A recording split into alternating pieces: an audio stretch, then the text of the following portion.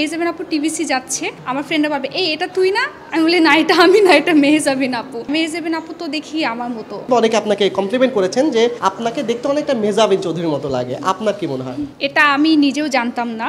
যখন আমি স্কুলে পড়তাম তখন আমাকে আমার ফ্রেন্ডরাই বলতো যে তুই মেহজাবিনের মতো দেখতে। তো আমি বলতাম মেহজাবিন আপুকে আসলে তখন নিজে আমি চিনতাম না, যেহেতু আমি কার্টুন বেশি দেখতাম। পরে দেখলাম যে হ্যাঁ মেহজাবিন আপু তো দেখি আমার মতো।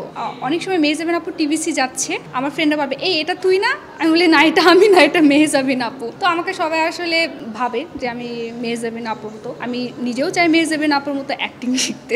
ইন ফিউচার সিনেমা করার ইচ্ছা আছে? হ্যাঁ, ভালো গল্প পেলে আমি অবশ্যই করব। গল্পের সাথে আছে না আমার সাথে যাচ্ছে গল্পটা, তাহলে আমি করব। কিন্তু আমার সাথে যাচ্ছে না গল্পটার ভিতরে আমি অ্যাক্টিংই আসলে করতে পারছি না, সো আমি এটা তাহলে করতে চাই না। অভিনয় তো শেখার একটা ব্যাপার আছে, একদিন আমি কখনোই শিখতে পারবো না, কাজ করতে করতে পারবো।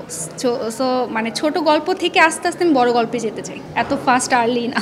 যা আপনি চাইছেন সেটা প্রোভাইড করতে নাও পারে, সেক্ষেত্রে আপনার বক্তব্য? তাহলে আমি মনে করি একটু ওয়েট করা ভালো। আছে না যে আমি না বুঝে যদি কাজ করি, হয়তো দর্শক, আমি নিজেও তো প্রেজেন্ট করতে পারবো না নিজেকে, আর দর্শকরা তাহলে কিভাবে আমাকে নেবে। তো আমি আগে নিজেকে এভাবে প্রেজেন্ট করি, তারপর একটা বড় কোনো গল্প পিচ করলাম। সবসময় কি শুটিং চলতেই থাকে নাকি অবসর পাচ্ছেন, কিভাবে চলছে আপনার কাজ? না, অবসর পাচ্ছি। আমি মান্থলি হয়তো 2-3টাই শ্যুট করছি, অবসর পাচ্ছি। টিভিসি আর সিঙ্গেল ড্রামা দিয়েই যাচ্ছে আর কি। হোম ডিস্ট্রিক্ট কোথায়? আমার হোম ডিস্ট্রিক্ট হচ্ছে নানুর বাসা বগুড়া, দাদুর বাসা হিলিতে।